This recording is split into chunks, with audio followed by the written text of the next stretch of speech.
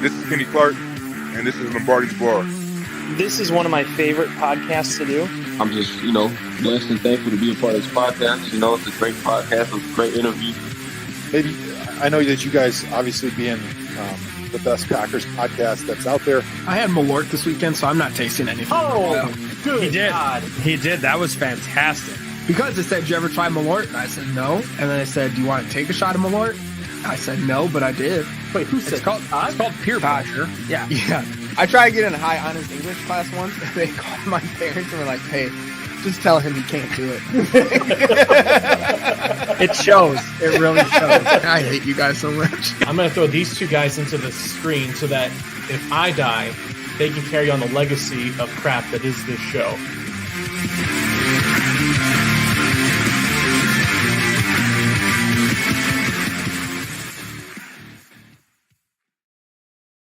And here we are, everybody. The Omega to the Alpha, the dawn, the dusk to our dawn. We end another season of Lombardi's Bar here tonight with you, and by doing so, putting a cap on, as the title says, a fairly mediocre Packer season, I would argue. I think there was some fun little bright spots along the way, but overall kind of a real C plus, B minus Packer season. We'll talk all about that. We'll look forward to, it's going to be an interesting off season for the Packers. And of course, wrap up the award show that everyone looks forward to at this time of year, and that is the Lombardi Awards. True North, I legitimately contemplated putting on my robe and just coming even less dressed up than this. But I didn't, because I'm a true showman.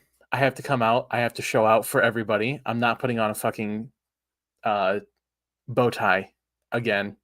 Let's bring in these two guys here, Todd and Jimmy, because the shirt doesn't have holes in it this week. I mean, that's a start. The shirt does not have holes in it this week. I wore a hat so everyone doesn't think that I'm like in some depressive funk. I thought you were going to kill yourself before this episode.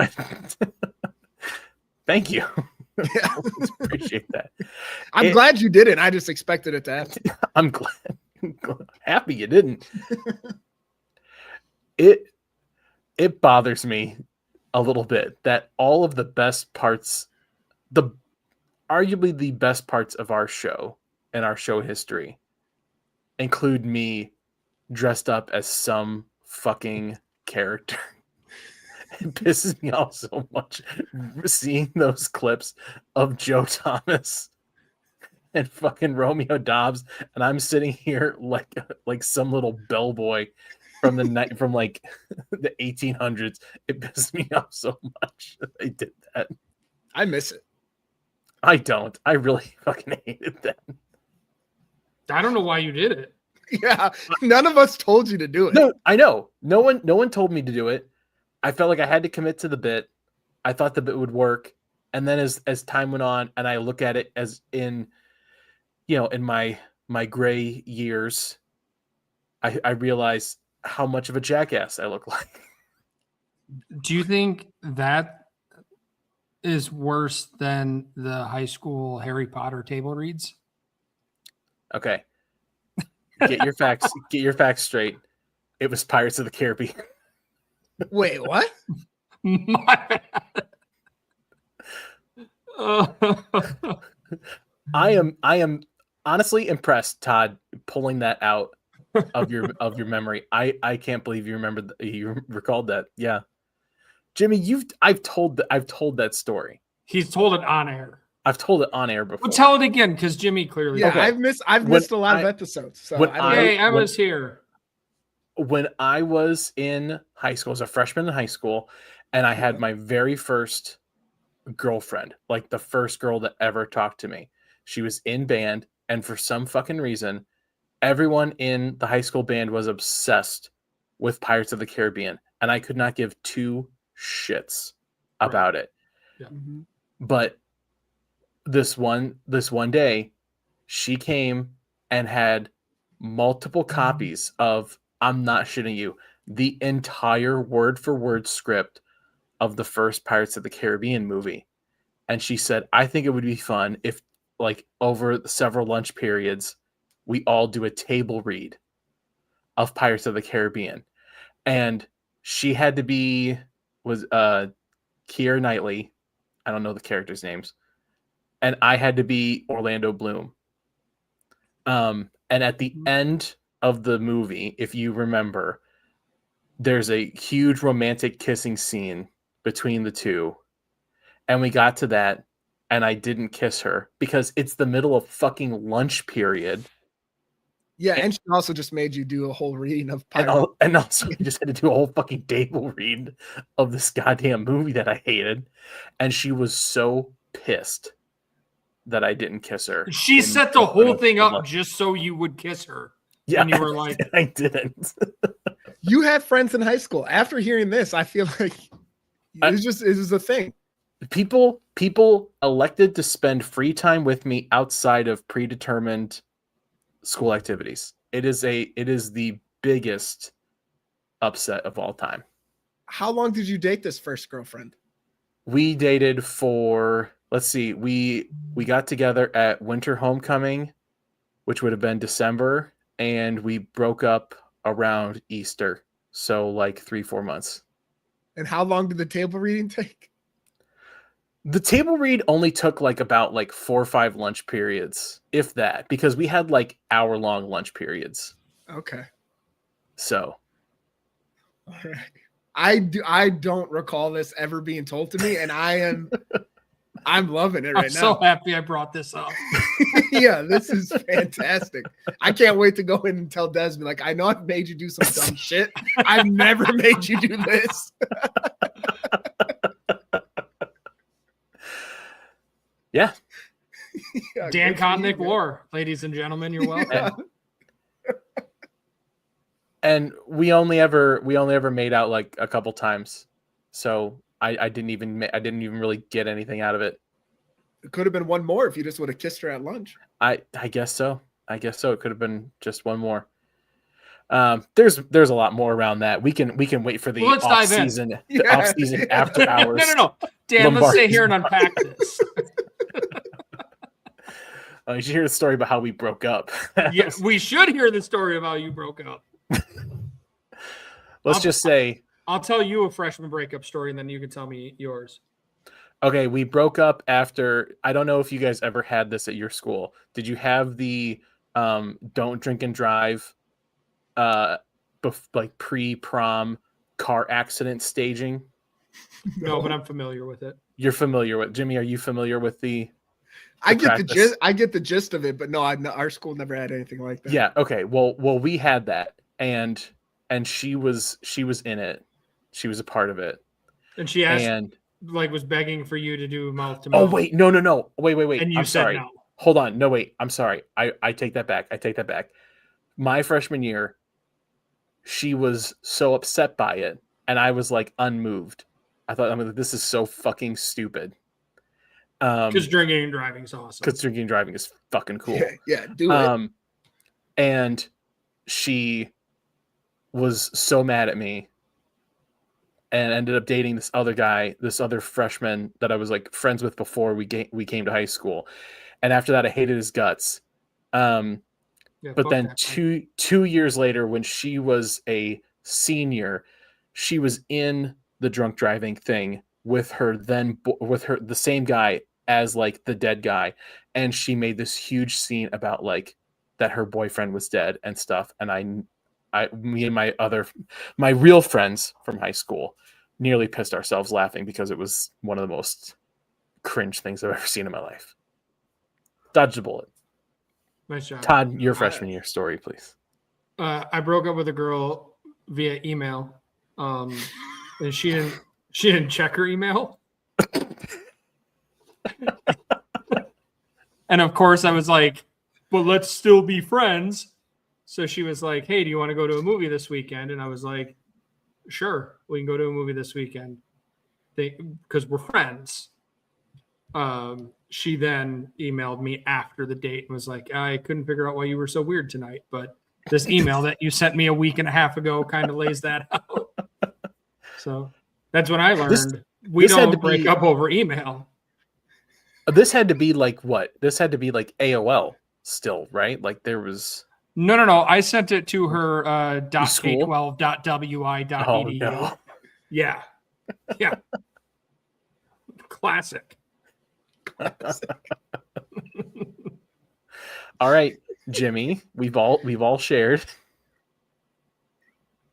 I don't have any good. The only person he's ever dated is Des, and Jimmy's just been crushing puss since 16. No, I've been broken up with. It's just been very normal. Like, hey, we shouldn't date anymore, and I'm like, yeah, you're probably Jimmy, right. And then I'll cry later, not in front of him. Yeah, have you ever broken up with anyone? I've ended like situationships, but besides, I've only what is sausage girl? that was a situationship. It wasn't, we weren't dating. I went to prom with one of the sausage racers for the Milwaukee Brewers. Right. Yeah, her job was she gave me my first hickey. Shout out Kayla. Yeah, it's very awkward going to McDonald's the next day and my manager asking me, why do you have a hickey on your neck? I was like, you're 40 plus, you know why I have one. Iowa Joe taking it to a whole nother level there. He's not wrong though. No, men though, not women. What is he talking about? Just the men that he's dated. Yeah, grow up, Joe. You know what Dahmer does. Let's jump into buy a round here. I have not watched Heated Rivalry, so I cannot speak on it yet. I'm sure I'll have to watch that eventually. Jimmy, who would you like to buy a round for? For someone who prides himself on doing the bare minimum and trying to keep a job, Adam Stenovich, like my man. I'm gonna buy you one for. Thank you for fixing the spelling, Matt. Just kudos to you. No one, obviously, everyone's fired Rich Bisaccia. We know that, but Adam, ever since you got promoted above what you should be doing, I'm surprised you're still here. Congrats to you. You got to be doing at least something right for you to be sticking around. So buy him around at this point. It went from just like police fired him to I'm kind of impressed you haven't been fired yet. So also, it's a very boring news week outside of Matt LaFleur sticking around. Nothing's changed, which is shocking. So I guess halfly, but we all saw that coming. So I'm just going to buy him around for somehow dodging a bullet. Yeah, I mean, I guess did you see the things? What was it Brian Balaga said about the offensive line situation? Basically, kind of like he basically kind of took some of the pressure off of, or the heat off of Stenovich for the job, and basically saying like, there's only so much you can do with the players that you have, kind of putting it back on the players, which I think is completely fair. I mean, you're trotting out, Jacob Monk at times there at center. Like it's rough. Yeah. So, but at the same time, you came into the season with a starting offensive line that everybody believed in and had invested in, and you really kind of fumbled the bag from there. So got put in a bad situation, but you didn't make it better. I don't know. I get giving LaFleur the injury excuse of like, oh, keep him around. We had a bunch of injuries on the team. I just thought outside of Hafley getting hired and whoever he takes on the defensive side or maybe on the offensive side, I thought at some point after LaFleur got his extension, some change would happen of you would hear the news of somebody being fired. But that's the part I'm surprised on. It's like, and to Balaga's point, like, yes, players have to step up and do their job, but I don't know. I figured we get some news of LaFleur being like, all right, I gotta have some kind of scapegoat, but they're all just doubling down on keep the same crew. So maybe with healthy people, it happens. I feel like the Packers usually keep a lot of the like contract specifics close to the chest, so we don't actually know what like when Bisaccia's contract ends, right? Like they might not be making an announcement about him getting fired because he's no longer under contract, and so they might just move on and bring in someone else. Like I think given the respect that Matt has for him, I don't see them making a big like we fired him announcement just to appease me. But you specifically.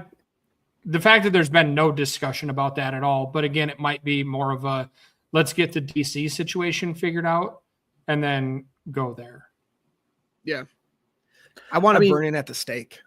I mean, like, wouldn't you want, even if whatever the situation is, I would Joe talking about the rumors that he was thinking about retiring. Let's say for hypothetical that this was his last year of the contract and they're not bringing him back. Wouldn't you want to have some kind of announcement that the position is open so that you can start trying to find your guy now when everybody's looking for jobs? I think it's how many around the league, how many special teams coordinator interviews have we heard about? Not many. Homeboy from the Steelers went to the Bucks. That's probably the only one. Yeah. So I think it's like, let's get the DC situation figured out. Okay. And then I would assume Matt's already got a short list of if he's hiring a special teams coordinator this offseason, he's already got a short list put together. He knows who he's going to call. I don't think that's as big of a deal. What would you guys rather have out of special teams coordinator, which, like as Justice Mosqueda puts, is just not a focus. No matter who is the coordinator, the Packers don't put players there to have like one of the top units. New offensive line coach, new offensive coordinator. Like, which would be the one that you want replaced by the start of next season? To answer True North's question, we've already got enough people that don't do anything around here. We don't need someone else to come in and fuck it up worse. All three of us, honestly. Exactly. Yeah. I would say like the O-line was decent last year. Like I think this year it was moving parts early in the season. It was injuries. It was a lot of youth. Like I think they get some of that ironed out and they'll be fine. We've seen special teams cost us games for years now. Like at some point, something has to change there. Yeah. What about you, Dan? I think the special teams thing, I think that whether Bisaccia stays or goes, I think this year was a little bit of a wake-up call for Matt in terms of how he's been approaching special teams, just because it wasn't just one thing from special teams that affected games. And it wasn't just like, oh, we can't figure out the new kickoff rule, or we can't do this. No, like special teams cost them at least 2 games directly, could have cost them more, and arguably played almost a 50% 50% part of losing your playoff game. I think we've seen when those things kind of drastically happen, Matt made changes. He wasn't giving offensive linemen off on the field goal kicks anymore. We saw in the playoff game, Josh Jacobs getting time returning kickoffs. So for me, that's not as much of an issue, because if Matt can kind of fix how he approaches that, I'm cool with it. I need someone to just take care of this offensive line, put the guys in the right spot, figure it the fuck out. I literally saw somebody on on Blue Sky yesterday, bitching that the Packers fucked everything up because they didn't get Mike McDaniels as offensive coordinator. I'm like, does anyone really think the top offensive coordinator in the market right now is coming to be the second banana to Matt LaFleur calling plays? Like, be realistic, guys. Like, find your next defensive coordinator and fill in the holes everywhere else. Yeah. I lean more toward either offensive coordinator, offensive line. I'm with you on, especially on the offensive line, looking at how many players we had, everyone from after the draft. It drives me nuts that like Twitter calls out things before the Packers actually do it. And like the two biggest situations are Jordan Morgan playing guard when everyone's like, he's a tackle. And then Anthony Belton, everyone's like, he's a guard. And he's playing tackle this whole time. And then finally they make those switches halfway through the season. It just doesn't give me much confidence when I'm seeing people on Twitter call it out before the Packers actually do anything. And not just like normal dumb fans like me, where it's like, okay, you're just saying random things, but like you have Justice and other people who actually know things like, no, this person needs to play here. And then they finally do it. That's where I don't know, but I don't know whose call it is. I don't know if that's the OC since Stenovich is heavy in the offensive line, if that is a butt kiss thing or what's going on, but I don't know. I feel like they need a new voice in that room. You keep praising Justice like this, we can kiss our chances of getting Domofsky on the show goodbye. Oh yeah, fucking Domofsky, dude. Dude, he's the grumpiest little man. We've all met grumpy little men. He has to be one of the top. He's up there. He's up there. Yeah. Short man syndrome is strong in that one. Todd, who would you like to buy around for this week? Eddie P. Our boy Eddie Policy coming out and bringing LaFleur back. It's the right call. Like looking at who's out there, who's available. Even the names that are being thrown around. Like I know there's always somebody that can come out of nowhere, but there's not really anybody that's impressing with what's out there. I know Harbaugh was a name that had been thrown out, but he couldn't get it done with a solid defense and Lamar Jackson. So and like Derrick Henry. and Derrick Henry. So I think it's a good thing to bring him back. There's stability, especially for such a young crew in the locker room. Having that stability there is going to be big moving forward. And with Harbaugh too, like one of the things we all complain about Matt LaFleur is just being too loyal to people. The homeboy was willing to lose his job because he wouldn't fire his offensive coordinator. Like that's one of the big reasons on why he left the Ravens. So it's like, okay, so we're going to replace LaFleur with someone else that's way too loyal and also sucks at losing leads late in the game. It didn't make sense. Yeah, I think all the talk from my big talk from the middle of the year, when it comes down to, rubber to the road, it's the right move. I'm glad he's doing it in this way where he extends Matt LaFleur and Brian Gutekunst for multiple years and announcing that, because this isn't the like I said, you can't go in and do this a half-assed way and say like, oh, we'll give him a couple more years and see if he can figure it out. Like, no, if you're going to commit to this is the way to do it.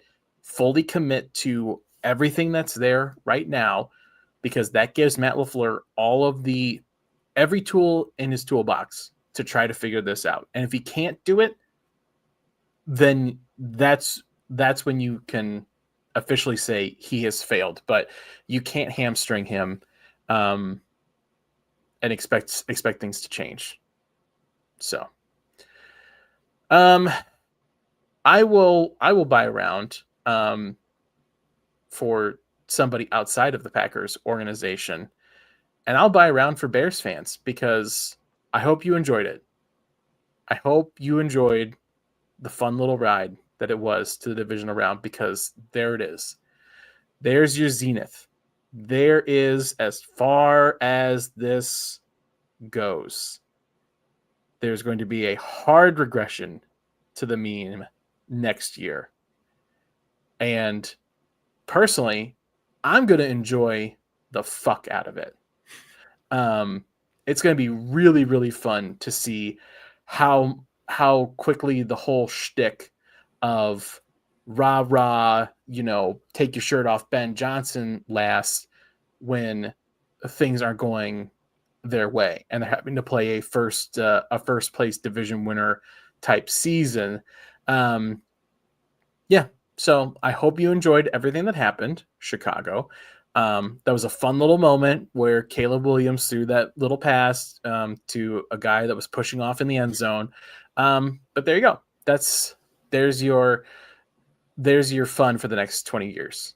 So yeah, to your point, the areas they excelled in are all, and we've talked about during the season, they're all ones that swing wildly every year, whether it's one possession game or one score games, fourth quarter comebacks, turnover margin, like those things are always volatile. So I think, am I going to say they're going to be last in the division or a bottom team? No, I think they're going to be relevant, but to the success they had this year, it's going to look drastically different next year. But you also never know what happens.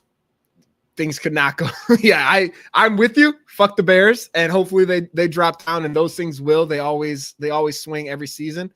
But I think those little bastards are going to be relevant for a bit. I think it's like they've got confidence, right? They won some close games, which is giving a team on the come up confidence is tough, but it's not winning games in that fashion is not sustainable. And the one thing that got them there was Caleb didn't throw a lot of interceptions during the season, took care of the ball. And then the defense created turnovers, and we saw it.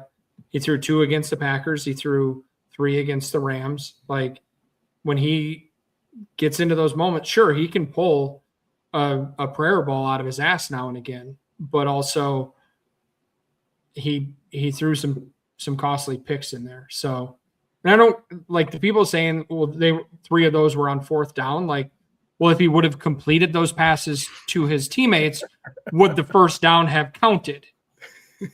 Yup. Okay. So it's still an interception. Like,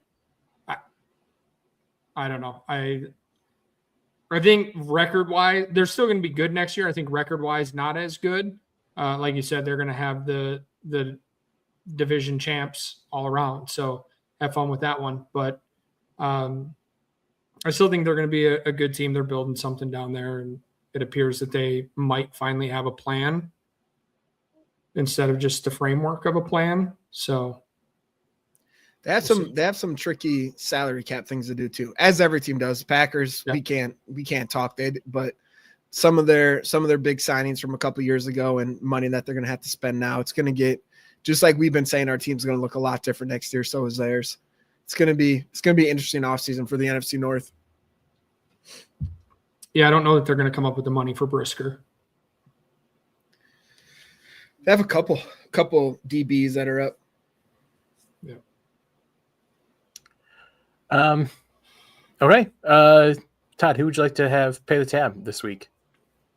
All of those affected by baloney brains out there. The people who were going off the rails about how LaFleur needed to be fired, wasn't the right fit.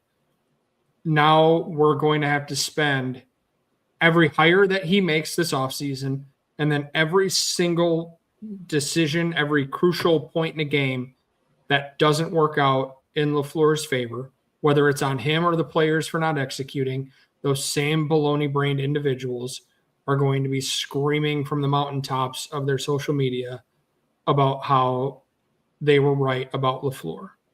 And it's never like they would rather be right about LaFleur not being the guy than actually win with LaFleur.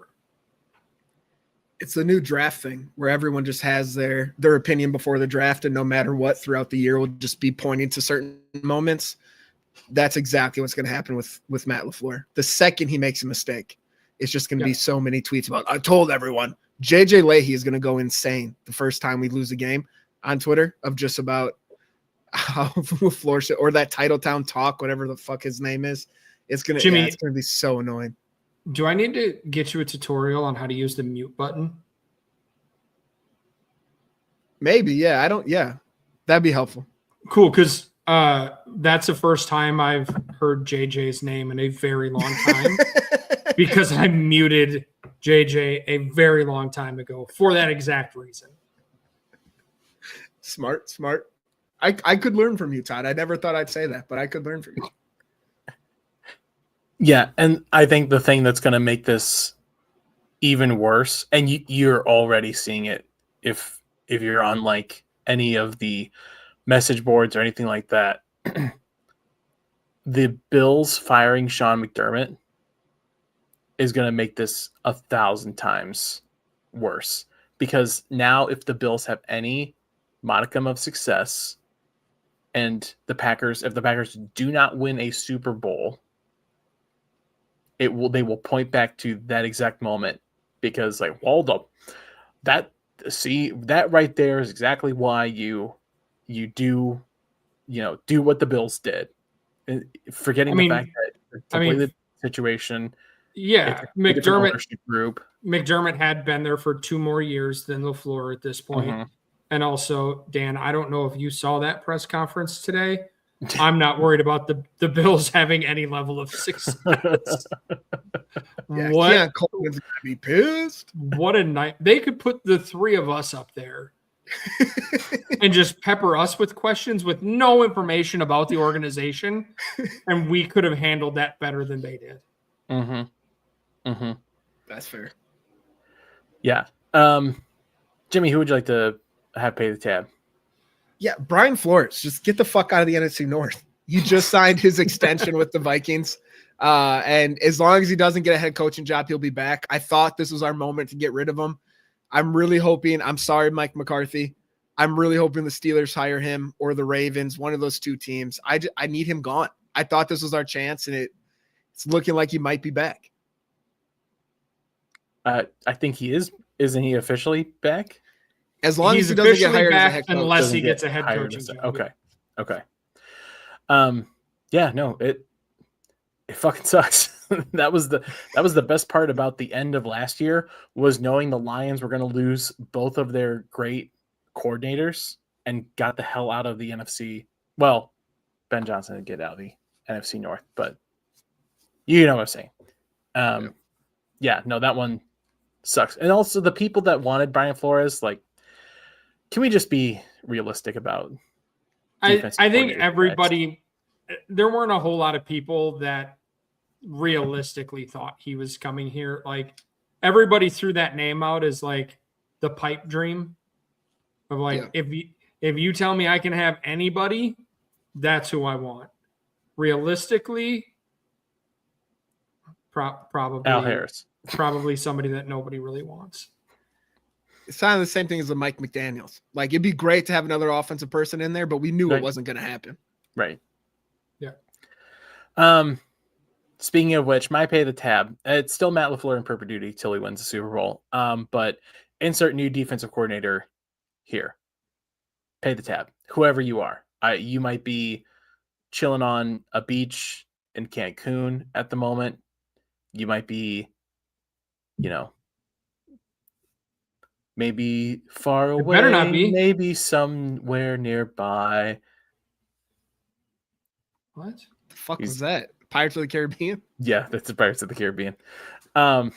Wherever he is, you already need to pay the tab, because the defense as a whole, maybe not.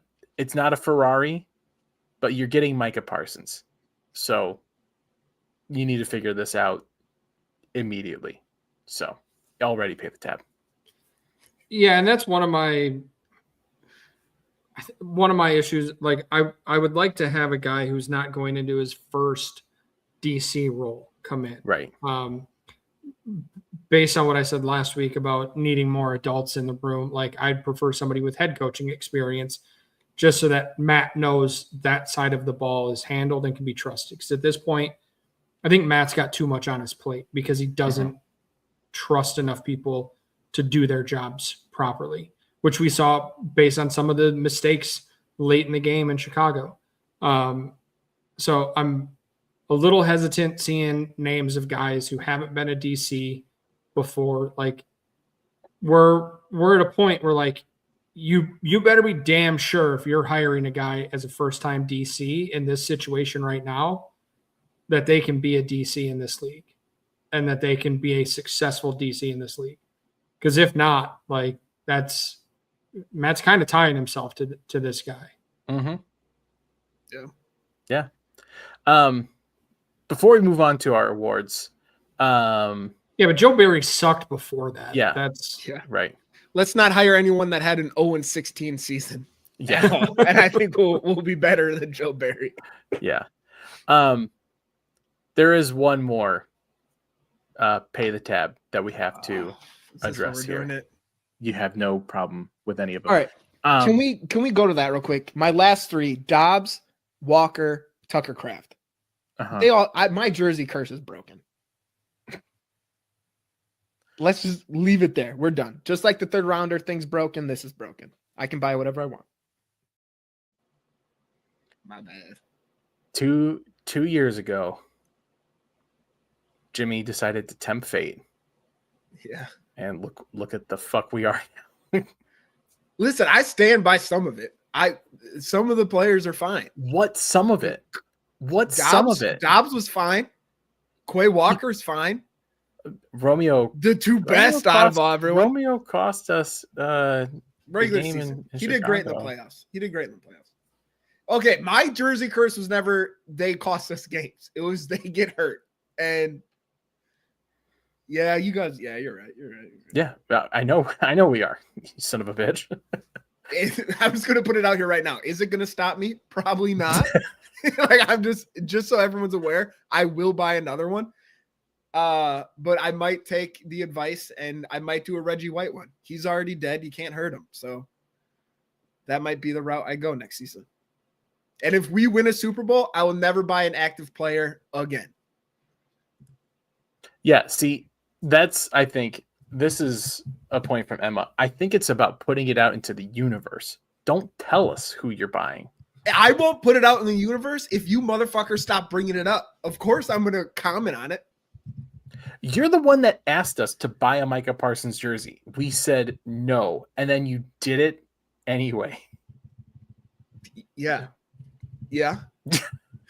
Okay. You got me on that one. Caught red-handed. All right. Let's just take a moment to read the private chat. Let's jump into our end of year. Just because Reggie's not dead doesn't mean nothing bad can happen. Oh, fuck. I might buy a custom Trump jersey and just really test this curse out. All right. Let's jump into our awards here. MVP of the season. Who would you guys vote for here as your MVP of the 2025-2026 season? Jordan Love. I think he took another step forward this year, proved that he can be the guy moving forward. I feel like seeing him play healthy for a season, like he's the guy. Yeah. Jimmy? I mean, if you would ask this player, he'd give it to him. Keyshawn Nixon. No, I know he got hurt, but you still got to give Micah Parsons. He's still, whether he tore his ACL or not, like 12 and a half sacks when he was on the team. Just the change to that defense when he was able to play and just the excitement that it brought to the team. And then not only to do that big trade, but for him to actually show out after that big contract, as we've seen another player that I'm sure will be mentioned later on in this part of someone who got a big contract and disappeared. You still got to put Micah Parsons in that conversation. Yeah. I mean, you guys nailed exactly who both of the responses here for MVP of the season, but it does go to QB1, Jordan Love, winning MVP of the season. Our next award here goes to Best Newcomer. We label that as either a rookie or a first-year Packer. So, any ideas about who could maybe have been the best Packer Definitely in his not a first free year? agent. I don't like how long it took me to come up with this answer. So I was like, rookies. Matthew Gold, not really saving. No. Any other rookies really do it? Free agents, did we get him? No. Shit. Was there any lineman rookies? Sorrell at the last. Oh, wait. We made a trade at one point, didn't we? Maybe Micah Parsons. Yes. Yeah. This was near unanimous for Micah Parsons, obviously. Somebody did vote NA and put in the margins that all rookies and free agents failed this year. So like Take that Todd, out of your forgetting that we made a generational trade for Micah Parsons. Yep. So. Nope. That happens. Happens to the best of us. Our next award goes to the unsung hero of the year. And this can go, unsung hero can be however you interpret it. So who would you guys have as your unsung hero this year? I feel like you got to put Evan Williams up there. I think this season he had was lost a lot because of Parsons coming in, understandably, but he took a big, he was already good his rookie year, but he took a big step up this year. So I think I'd give it to Evan Williams. It's a good one. Evan Williams did not, I'll just say he did not get any votes this year, but that's a good selection. I like that choice. Yeah. I'm going to go Sean Ryan. He moved around on the line a little bit, came up big at center when we needed him. That's a good one too. Yeah. I like Sean Ryan. I like the Sean Ryan pick. I think True North and Iowa Joe with the two bright spots on special teams showing up with Haversick and Whelan. Whelan, I mean, you could say that's a pretty good unsung hero. No, he should have been MVP. Honestly, I take back my vote. Is he the punter? Shut up, Todd. He's the fucking punter. Let's move on. Some of the players getting votes for unsung hero. You've got Chris Brooks, Isaiah McDuffie, Josh Jacobs as an unsung hero. I don't see how that's an unsung hero. Yeah. Also a rough year. Yeah. Just kind of having a rough year. I wouldn't necessarily say unsung hero. He does seem like a dude that's good to have around. Yeah. We stand Josh Jacobs here. Carl Brooks getting a vote. But Todd is spot on. It's Sean Ryan. Sean Ryan, your unsung hero this year. Todd cheated. He looked at the answers. I don't think I have the ability to look at the answers. No. I forgot you guys texted that you sent this out, so I didn't even look at the questions. You could argue he kind of saved the offensive line because Elton Jenkins was not performing well even before he got hurt, and Sean Ryan might have just earned himself a starting center job. Next year. Also, Sean Ryan's brother is probably one of the coolest looking dudes I've ever seen in my life. Oh, yeah. He's hot too. He is hot. Shirtless and overalls. Have not looked at Sean Ryan's brother. Tatted up. You can look at Sean Ryan. You didn't have to say tan. I think we all knew, but yep.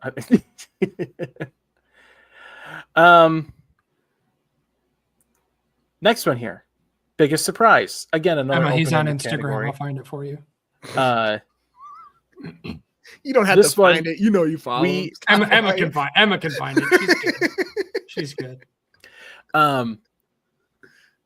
We had a late entry into this So there's a selection on here that did not get included on the slide, but we had 6 individual unique answers for biggest surprise this year. So I'm curious, and I'll also just say a majority of the biggest surprises are very negative. Okay, that's what I was going to ask. Is this kind of like the? Yeah. Okay. Yeah. So, what would you guys say? What's your biggest surprise from this year? I don't remember which way I went with this one, but Matthew Golden not being utilized is definitely a surprise. Yeah. I feel like the other one, you got to go Rashawn Gary, just a massive shit the bed season. Yeah. Yeah. Both of those on the list. The 5 that we included on here include how bad the free agents were. Yeah. Rich Bisaccia still being employed. That was me. Yep. There was the lack of using Matthew Golden included. Rashawn Gary was the late one that we did not get to include on here, but he's also on here. But down here at the very bottom, the 2 positives, I would say, Jordan Morgan and Javon Bullard. Yeah. So, also, just a little fun fact. I don't know if you can see if it shows up exactly how this is on the screen. Javon Bullard's headshot, like his official team headshot, is how like you can see Jordan Morgan. It's straightforward, like on like this. Javon Bullard is like this. Oh yeah, he's got a little cocky look to him. Like he's leaning into the headshot photo.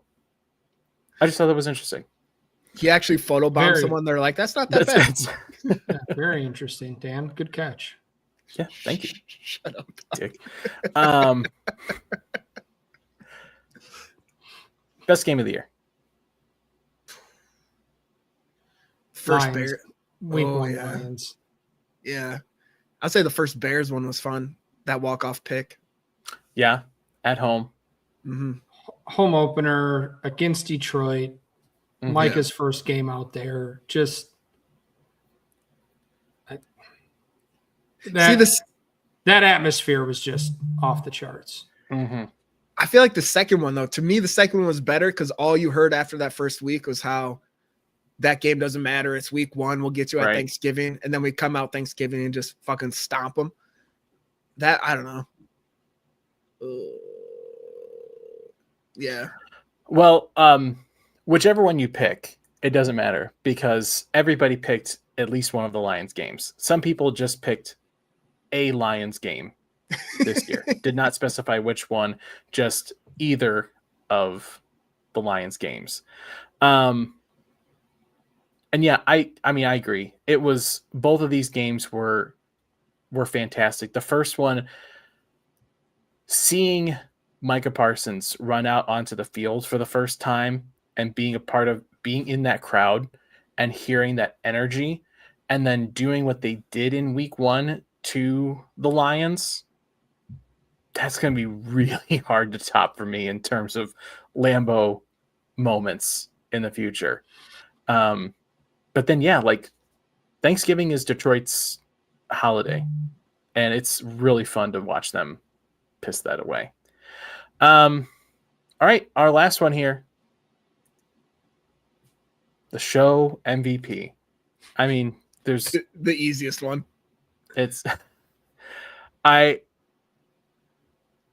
am a person of integrity. Okay. I mentioned that there was a late entry into the voting that did not get calculated as I was putting the screenshot together. And so when the screenshot was put together, Todd and I were tied for show MVP. in a last minute upset, Todd received one more vote and is the clear winner of show MVP.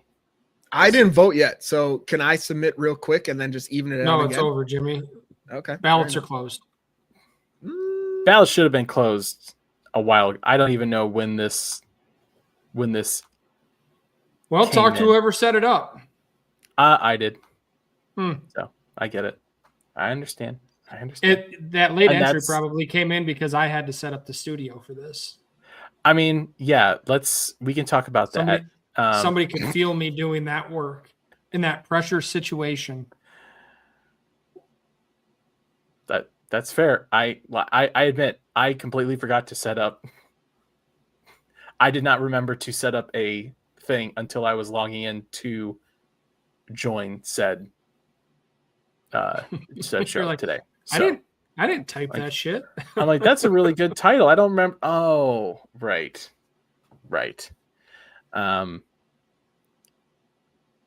Yeah, I think. I'm curious who that was. I'm sure that was Todd. Anyway, No, I voted earlier today. Shout out Emma. You know I got you. She wasn't in the chat. I had to send out the bat signal.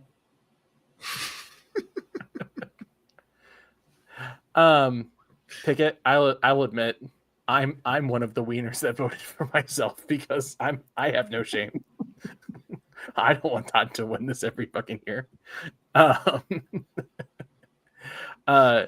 Which I would also like to add. I'll throw that back at Pickett because there was one vote for Pickett, which kind of makes it seem like I know how Matt Pickett voted. I don't think who's out here voting for Matt Pickett for show MVP. I think it's Matt Pickett. It was you, Todd? Could have been. I don't remember. Shaking it.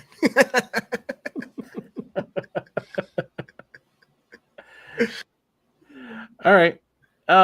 Okay. Jay says he voted for Pickett. Okay. Makes sense. All right. I get it. Well, yeah, that it's a better use of your wraps us vote up than here. wasting it on someone like Dan. Going fucking third party. That will do it for us in this season of Lombardi's Bar. It was a lot of fun to be back. I missed it, I will say. And one of these fucking times, man, I want to be having this show into late February, and I really hope it's next year. And fuck. Just looking back, I'm like, this whole season was building up for a perfect ending, and it really sucks that it didn't end that way, but oh well. Next year. I sure fucking hope so, dude. I sure hope so. That's as much as I'm looking forward to having Wednesday nights free. Yeah, it would be nice to be doing this for another month. Yeah. This is the show where, like, yeah, come July, be like, oh, I'm excited to do it again. And then January runs around, it's like, oh, I got to do something Wednesday at 8 p.m. I just want to watch Netflix. And then you miss it like a month later. Yeah, exactly. Well, I mean, that will do it for us here on Lombardi's Bar. A huge shout out to everybody in the chat. The fact that you guys come back and hang out with us and give us shit and everything every single week is why we do it. So thank you to everyone that stops by, gives their input, participates in the show. You guys make it worth it to do it every single week. So thank you guys. For producer Matt behind the scenes, for Jimmy, for Todd, I'm your bartender Dan. For one last time saying cheers. And as always, go Pack Go.